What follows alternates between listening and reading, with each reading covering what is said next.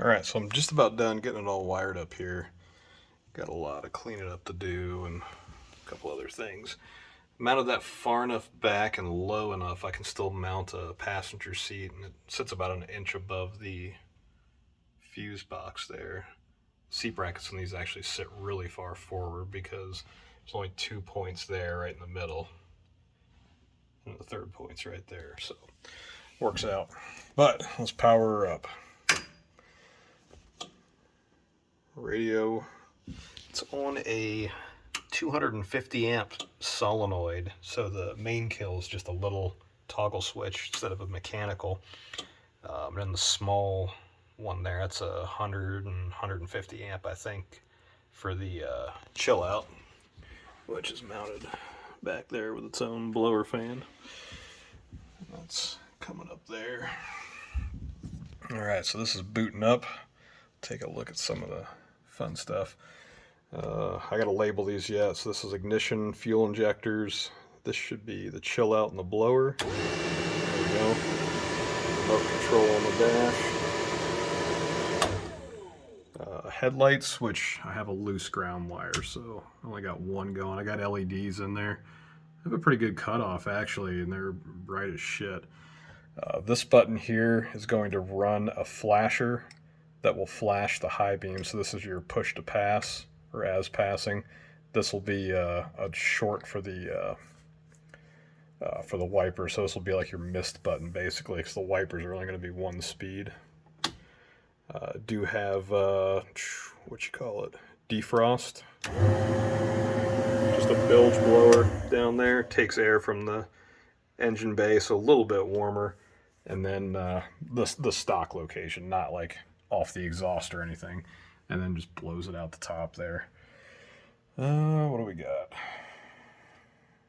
Okay, so I got it hooked up to the computer for the first time. So ECU is down there on the back side, if you can see it. So that box right there, that little thing, that is a Linux computer. So it's running the actual software for tuning all the time, and then it's displaying the gauges. So it's hooked up via USB. It's got Wi-Fi, and a little like 64 gig card, so it can do its own data logging. The Megasquirt box can do its own data logging. I can tie them together or whatever. Big thing is that computer will let me make changes without lugging another laptop. This is a touchscreen dash here. It's kind of a pain in the ass to use though, I found out. You can see the little mouse moving there.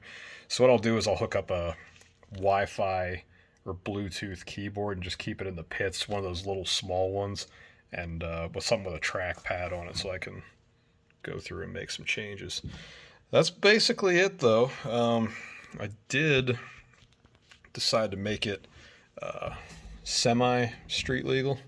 So it does have brake lights and wired into the factory turn signal switch. So I do have turn signals front and back. No reverse lights. I'm not going to play around with that crap.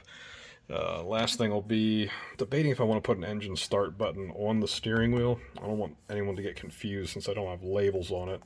Let's figure about putting it like way down here because it does not have a start protection. Like if the motor's running and you hit it, it's going to key the starter. So I think I may leave it over here on the main panel. We'll see. But there's going to be a locking or latching push button here, which will be hooked into this last wire I got to run, and it'll put it on the pit speed limiter, so I can set the pit speed limiter before the race, and once that's latched, it'll just be basically a rev limiter that's calculating speed and just cut fuel periodically to keep you where you need to be. So there you go.